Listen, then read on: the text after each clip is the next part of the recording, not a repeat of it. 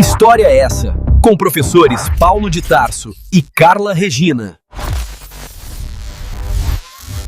No mundo digital que está cada vez mais barulhento, sabe?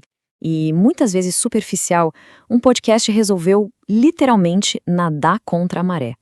Hoje, a gente vai mergulhar fundo no projeto O Que História é essa TI, para entender a proposta deles de resgatar um pouco mais de profundidade no debate público. Olha, se essa pergunta bate de alguma forma, é porque esse sentimento é bem comum hoje em dia. Parece que a gente vive numa era de opiniões muito rápidas, de debates que ficam só no raso, né? Aquela conversa com mais calma, mais profunda, parece que se perdeu. E foi exatamente desse incômodo que nasceu a iniciativa que a gente vai conhecer melhor agora. Então, para a gente entender a solução que eles propõem, primeiro a gente precisa dar um passo atrás e olhar para o problema. E que problema é uma verdadeira maré de superficialidade que acaba afetando o jeito como a gente se comunica e constrói nossas ideias. O diagnóstico é bem direto. O X da questão não é nem a discordância em si, mas a qualidade do debate. Sabe, são opiniões muito frágeis, muita desinformação rolando e, principalmente, a repetição automática de discursos prontos. Isso cria um ciclo de ruído que, no fim das contas, mais confunde do que ajuda a esclarecer qualquer coisa. Mas olha só, no meio desse cenário todo, surge uma resposta. E o interessante é que ela não vem do mundo do entretenimento nem do marketing, ela vem da educação.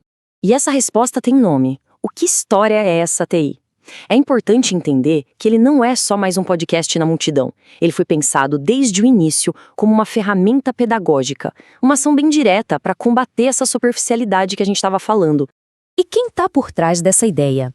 Os educadores Paulo de Tarso e Carla Regina. Eles trazem para o microfone toda a bagagem da sala de aula. O projeto, na verdade, faz parte de uma iniciativa maior, a Tarso Inclusão. E a missão é muito clara, juntar comunicação e educação para ajudar a formar cidadãos com um pensamento mais crítico. Tá, mas como é que se transforma essa missão em algo real, na prática? Bom, o segredo parece estar no método, nas ferramentas que eles pegam emprestadas da própria educação para construir o diálogo. A abordagem deles cria um contraste muito forte.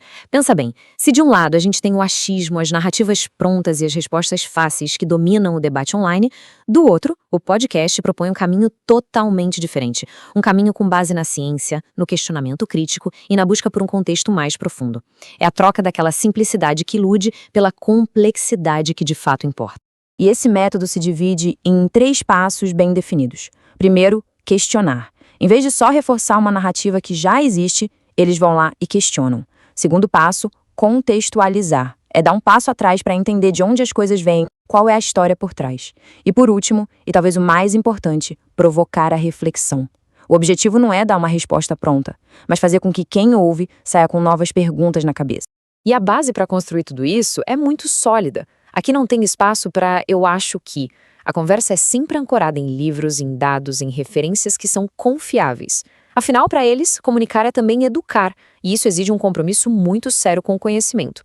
Certo, com um método tão claro e uma base tão firme, qual é o impacto real de um projeto como esse? A gente vai ver que o objetivo vai muito além de só informar. A busca é por formar. E para cumprir essa missão, o projeto não fica fechado numa bolha, não. Ele ocupa diferentes espaços.